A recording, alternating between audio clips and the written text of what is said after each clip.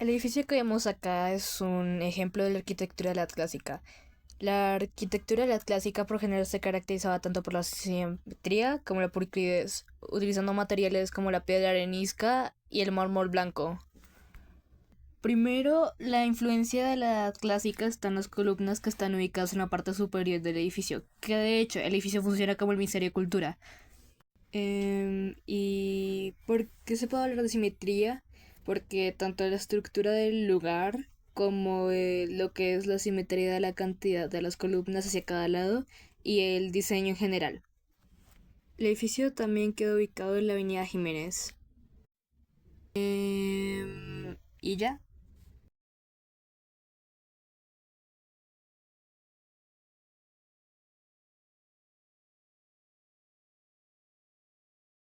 La escultura fue algo en lo que la antigua Grecia se destacó bastante. Tanto como en su arquitectura como en la escultura, los griegos buscaban especialmente la proporción, la simetría y el equilibrio, ya que estos eran sus estándares de belleza. Los materiales más usados para la escultura eran el mármol y el bronce, y ésta se enfocó principalmente en el cuerpo humano, representando héroes, divinidades y mortales. En cuanto a la evolución técnica, pueden distinguirse tres etapas: la arcaica, la clásica y la helenística, aunque solo voy a hablar de las primeras dos. En la arcaica, del siglo VII al siglo VI a.C., las esculturas tenían posturas estáticas y por lo general estaban miradas hacia el frente en una expresión rígida. También tenían una influencia muy en la escultura grecia y como dato, la mayoría de estas tenían una sonrisa forzada en su cara y de ahí salió el nombre de arcaica. Y en la clásica, que era del siglo V al siglo IV a.C., las estatuas se volvieron más naturales y expresivas, con poses menos forzadas. Los escultores también se obsesionaron en la búsqueda de la perfección y de la simetría, idealizando la figura humana al utilizar proporciones y cánones de belleza estrictos.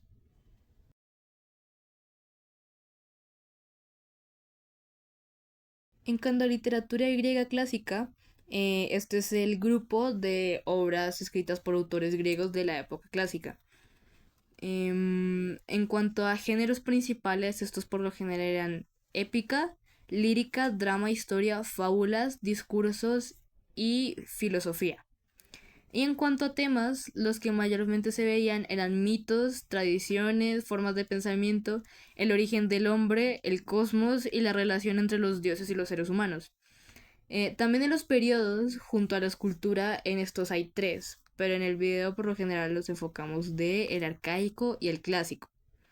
Y en autores destacados están Homero, Aristóteles y Horacio. En cuanto a literatura griega clásica en Iberoamérica, realmente no hay obras de esta era de la literatura, pero hay estudios y ensayos que hablan sobre esta. Un ejemplo de estos estudios, estos ensayos, es un ensayo llamado Panorama de la literatura griega en Iberoamérica, entre paréntesis 1767 a 1850. En este trabajo se habla del estudio de los testimonios que se encuentra de la literatura griega en Iberoamérica y sobre que el conocimiento de estos autores era indirecto, con algunas excepciones, pero que aún así existía.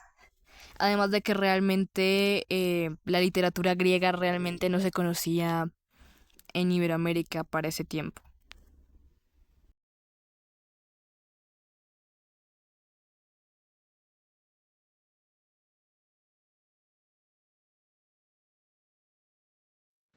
La Edad Media fue un periodo histórico ubicado entre el siglo V y XV. Su inicio marcado por la caída del Imperio Romano y su final por la llegada de los españoles a América en 1492. Este periodo se caracterizó por tener un sistema feudal con un poder central débil y señoras feudales que controlaban las tierras. Su sistema económico se basaba en la agricultura y la ganadería, y la religión profesada en su mayoría en este periodo fue el cristianismo. En esta época también empezaron las misiones de peregrinación. Ahora, hablando en un enfoque más artístico sobre la Edad Media, en este momento estoy en el Museo de Iglesia Santa Clara, la cual es un claro ejemplo de arquitectura medieval en su exterior, ya que tiene muros de piedra y ladrillos gruesos, o sea que está construida de materiales rústicos y tiene ventanas pequeñas.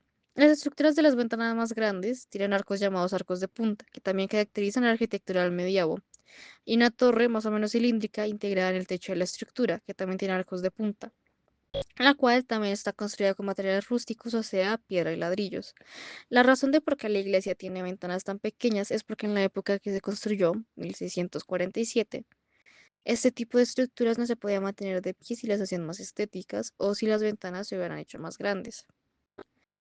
Pero también necesitaban ventilar la iglesia por dentro, lo cual fue la razón en general de por qué se podían agregar ventanas en primer lugar.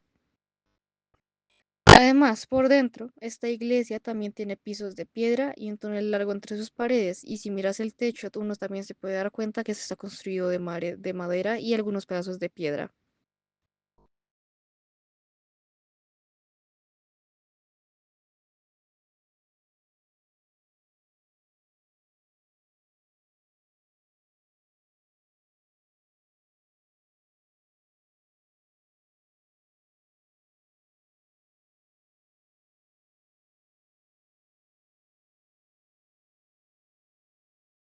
Ahora, el arte medieval se caracterizó por su influencia religiosa, tener un estilo estilizado, valga la redundancia, y su uso de simbolismos. Las obras de arte de esta época usualmente representaban escenas bíblicas, ángeles, santos y figuras religiosas, y obviamente la mayoría de las obras estaban centradas en temas cristianos.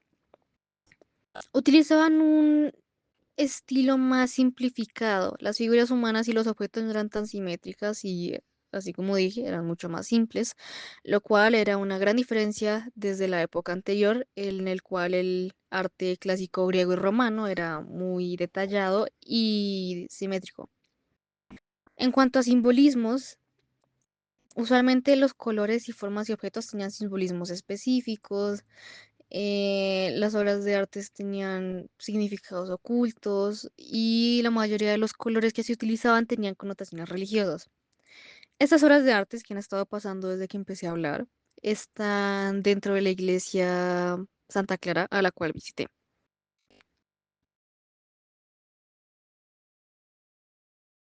Ahora, la literatura medieval se caracterizó por su carácter moral, su oralidad y su predominio en la literatura religiosa. En el carácter moral, la literatura medieval tenía como objetivo adoctrinar a los lectores para que se ajustaran a una norma ideológica del cristianismo. Además, los autores buscaban enseñar sobre valores. Por ejemplo, las novelas de caballería reforzaban valores como la templanza, la fortaleza o la caridad. La oralidad de estas obras se demostraba, ya que varias de estas fueron creadas para ser recitadas o cantadas, y el predominio de los poemas o los versos sobre la prosa era una evidencia de esto. Ahora, hablando de la religión en la literatura medieval, Em, dentro de estas obras abundaban las referencias directas a Jesús o a los símbolos y relatos del Evangelio, además de que la mirada religiosa de esta época predominaba en todo tipo de expresiones artísticas, por lo cual escrituras que no fueran religiosas eran demasiado raras. Otros rasgos de la literatura medieval es que existen muchos textos anónimos, la mayoría de los libros estaban escritos en latino, en lenguas vernáculas, siempre tenían un afán de moralizar a la gente. Y algunos ejemplos de estos son novelas de caballería, poemas sobre amor cortés o bestiarios. Ahora, hablando de bestiarios, el ejemplo de literatura medieval que yo escogí fue El bestiario de Indias de Gonzalo Fernández de Oviedo, ya que este se escribió en esta época, y el bestiario de Indias habla sobre los animales nuevos que se descubrieron, entre comillas, en América, en la época de la colonización.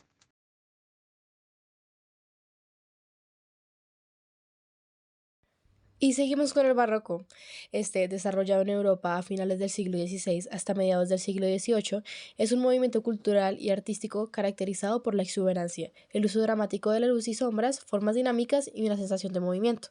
Este fue un movimiento multifacético, que no solo dejó marcas en las artes visuales, sino también en la literatura y cultura en general, con su complejidad, ornamentación y dramatismo. En el siglo XVII y a principios del siglo XVIII se desarrolló la literatura barroca en Colombia. Se caracterizó por un estilo literario muy ornamental, la complejidad y el uso elaborado del lenguaje. En Colombia, poetas locales como Juan de Castellanos adoptaron el estilo barroco en sus obras, como en su obra Elegías de varones ilustres de Indias, donde Castellanos representa un homenaje a algunos personajes importantes de la historia de América. Su estilo está lleno de metáforas complejas, hipérboles y un lenguaje muy ornamentado, que son típicos del barroco. En la arquitectura podemos ver la iglesia de San Francisco, que en su estructura por fuera o general, esta tiene elementos renacentistas, pero por dentro la decoración exagerada y exuberante la convierte en un claro ejemplo de una iglesia barroca. El uso de las luces y sombras de esta iglesia hacen que destaquen ciertos elementos como cuadros dorados, esculturas, altares, entre otros. El retablo dorado del siglo XVII es uno de los principales retablos que dejan ver las características de la arquitectura y arte barroco en sus relieves y múltiples nichos con imágenes religiosas.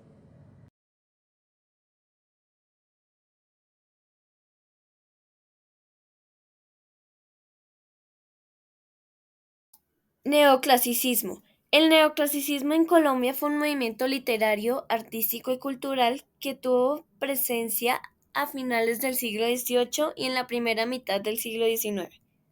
Nacido en Francia, surgió como una reacción a la abundancia de formas y la sensualidad superficial del barroco y el rococó, estilos predominantes en Europa desde el siglo anterior.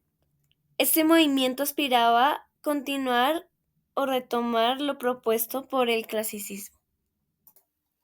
Ahora miremos cómo se manifestó en la arquitectura. La arquitectura de la época neoclásica en Bogotá se manifestó en los siglos XVIII y XIX y se caracteriza por su elegancia y sobriedad. Los edificios neoclásicos en Bogotá suelen presentar fachadas simétricas y proporciones armoniosas con columnas inspiradas en los templos griegos y romanos. En Bogotá podemos observar que el Capitolio Nacional de Bogotá es un edificio impresionante que representa la época neoclásica en Colombia. Su fachada está adornada con columnas que le dan un aire elegante y clásico como los templos de la antigua Grecia. Además, tiene relieves de piedra que cuentan historias sobre libertad y justicia, reflejando los valores de nuestra república. Ahora vamos a hablar de la literatura. En la literatura, el neoclasicismo está influenciado por la Ilustración europea.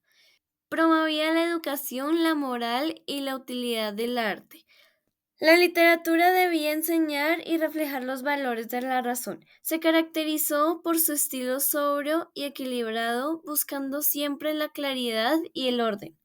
Se cultivaron géneros como la poesía didáctica, el ensayo y el teatro con mensajes morales.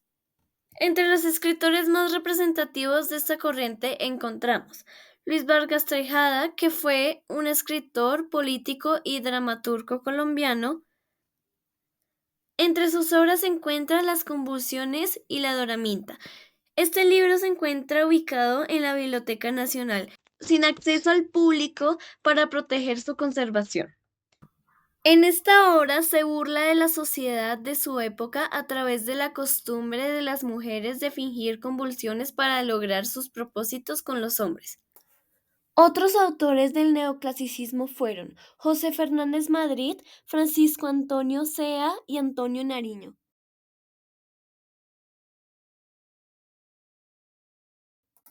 Ahora hablaremos de la pintura neoclásica. En el siglo XVIII, la pintura neoclásica tomó forma, inspirada en los ideales de la Ilustración y del academicismo europeo. La pintura neoclásica se destaca por la simplicidad, la simetría y la claridad. Predominaban los temas históricos, religiosos y retratos de figuras ilustres, siempre con una composición equilibrada y colores sobrios. Algunos artistas que siguieron esta tendencia fueron José María Espinosa. Una de sus obras es Retrato de Simón Bolívar, que se encuentra en el Museo Nacional de Colombia en Bogotá. También Francisco Javier Matiz, que junto a otros artistas representan con exactitud diversas especies vegetales con un sentido de orden y simetría en las ilustraciones botánicas de la expedición de Mutis. Se encuentran ubicadas en el Instituto de Ciencias Naturales de la Universidad Nacional de Colombia.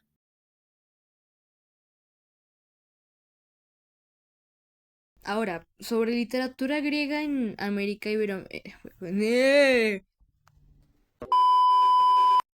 En cuanto a literatura griega. Literatura.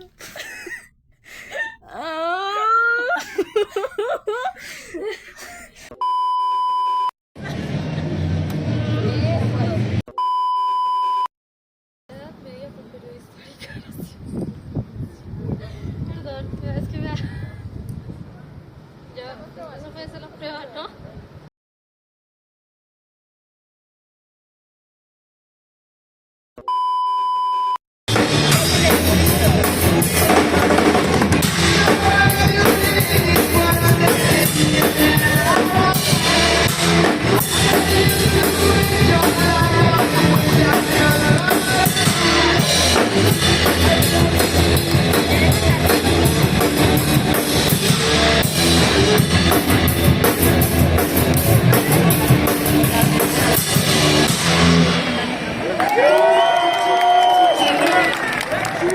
En amplificador.